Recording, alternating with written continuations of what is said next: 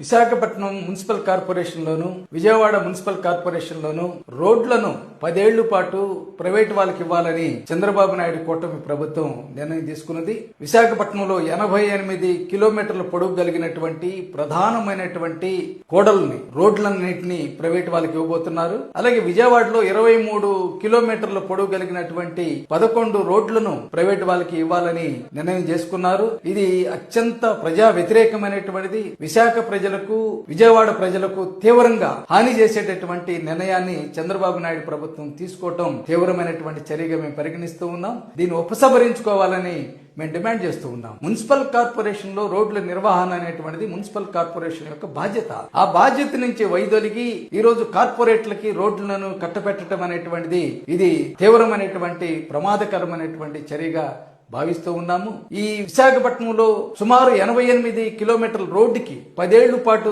నిర్వహణ చేసినందుకు కాంట్రాక్టర్ కి 306 కోట్ల రూపాయలు విశాఖపట్నం మున్సిపల్ కార్పొరేషన్ ఖజానా నుంచి ఇవ్వాలని చంద్రబాబు నాయుడు గారు ఆదేశించారు. అలాగే విజయవాడ మున్సిపల్ కార్పొరేషన్ లో 23 కిలోమీటర్ల రోడ్డుకి సుమారుగా 171 కోట్ల రూపాయలు విజయవాడ ఖజానా నుంచి ఇవ్వాలని నిర్ణయం చేసింది. ఈ మున్సిపల్ కార్పొరేషన్ కౌన్సిల్ లో నిర్ణయం తీసుకున్నటువంటి కాదు, చంద్రబాబు నాయుడు గారే డైరెక్ట్ గా ఆదేశాలు ఇచ్చి అమలు చేపిస్తున్నటువంటి దుర్మార్గమైనటువంటి చర్య ఇది. ఇప్పుడు ఈ 10 ఏళ్ల పాటు ఈ కాంట్రాక్టర్ ఏం చేయాలి? ఈ రోడ్లలో ముందలు పెడితే పొడ్చటం, అలాగే రోడ్లను క్లీన్ చేయటము, వీధి లైట్లు వెలిగించటము, డ్రైనేజీల్ని శుభ్రపరచటము, ఫుట్పాత్లని రెగ్యులేట్ చేయటము, అలాగే మీడియేషన్స్ ని సుందరంగా తీర్చిదిద్దటం, ఇలాంటి పనులన్నీ కూడా ఇప్పుడు కాంట్రాక్టర్లకు అప్పచెప్తున్నారు. ఇప్పుడు ఆ పనులు చేసేటటువంటి మున్సిపల్ కార్మికులందరినీ కూడా తొలగించబోతూ ఉన్నారు. ఇది ప్రారంభం మాత్రమే. అయితే ఇప్పుడు ఈ సుమారుగా ఈ కాంట్రాక్టర్ కి విశాఖపట్నం గాని విజయవాడ మున్సిపల్ కార్పొరేషన్ లో 2 ఖజానాల నుంచి 480 కోట్ల రూపాయలు కాంట్రాక్టర్లకి ధారాదత్తం చేయాలనేటువంటిది నిర్ణయం. అంతేకాదు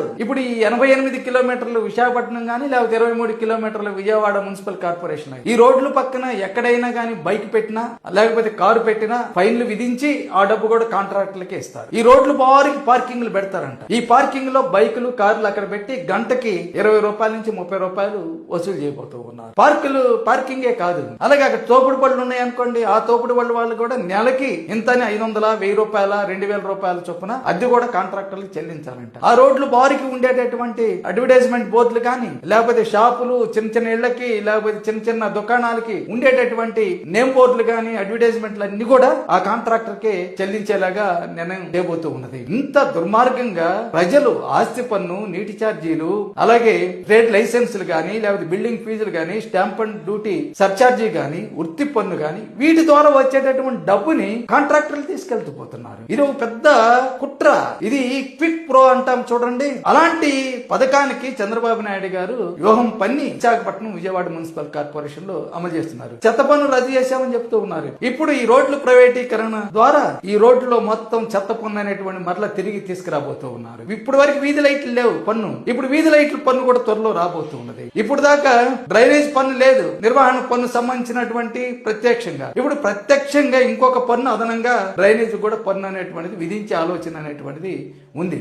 ఈ మున్సిపల్ కార్పొరేషన్లకి చంద్రబాబు నాయుడు గారు వచ్చిన తర్వాత 1 రూపాయి కూడా ఇవ్వలేదు విజయవాడకి గాని విశాఖపట్నం. ఇవ్వకపోగా ఇక్కడ వృత్తి పన్ను విశాఖపట్నం నుంచి ఏడాదికి 60 కోట్ల రూపాయలు వస్తాయి. విజయవాడలో వృత్తి పన్ను ద్వారా ఏడాదికి సుమారుగా 20 కోట్ల రూపాయలు. ఈ డబ్బంతా కూడా రాష్ట్ర ఖజానానికి చంద్రబాబు నాయుడు గారు తీసుకెళ్లిపోయారు. అది కాక విశాఖపట్నానికి సుమారుగా 1200 కోట్ల రూపాయలు ఈ పన్నుల డబ్బు చంద్రబాబు నాయుడు గారి యొక్క ఖజానాలో పెట్టుకొని వాడుకుంటూ విశాఖపట్నానికి డబ్బులు ఇవ్వకుండా వేధించేస్తున్నారు. పనులు ఒకటి కూడా డెవలప్. ఇప్పుడు పైపెచ్చు వీటిని ప్రైవేట్ రోడ్లు తీసుకొచ్చేసి ప్రజల మీద భారాలు మోపి కాంట్రాక్టర్లకి ప్రజల యొక్క ఆస్తుల్ని దోచిపెట్టడం తప్ప ఇంకోటి ఏం కాదు. ఇది ఇంతటితో కాదు, ఆగదంట. ఇది ప్రారంభం మాత్రమే. తర్వాత 10 వార్డులు కలిపి ఒక్కో కాంట్రాక్టర్ కి ఇచ్చేస్తాడు. విశాఖపట్నంలో 98 వార్డులు ఉన్నాయి. ఈ 98 7గురికో 8 మందో కాంట్రాక్టర్లకి విభజించి 2వ దశలో ఆ విధంగా ఇస్తారు. వాటిలే కాదు, ఇప్పుడు పార్కులు ఉన్నాయి. విశాఖపట్నంలో ముడసర్లో పార్క్ ఉంది, లేకపోతే శివాజీ పార్క్ ఉంది. ఈ పార్కులన్నీ కూడా